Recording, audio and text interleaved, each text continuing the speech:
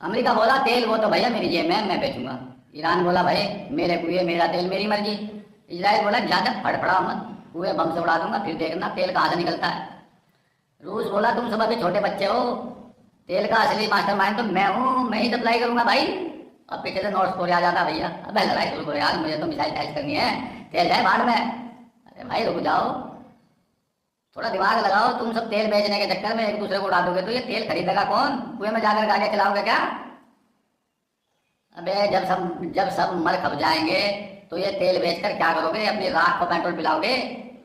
मतलब ये 5 साल से कह रहा हूँ छोड़ो तेल का धंधा, ईवी ले लो, कम से कम शांति से घर तो पहुंचोगे। ये तेल की राजनीति है, इसमें सब जलेंगे, बिजली सस्ती है, साफ है, और कम से कम इसमें तीसरे विश्व तो नहीं होगा।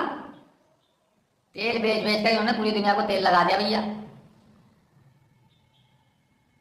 बस तो यार इनकी लड़ाई में तेल आपका नहीं पूरी दुनिया का निकल रहा है, स्विच टू ईवी, क्योंकि डेड बॉडी को पेट्रोल की जरूरत नहीं पड़ती भैया। जय हिंद, वंदे मातरम। वीडियो पसंद आई हो तो लाइक कमेंट शेयर जरूर कर देना दोस्तों।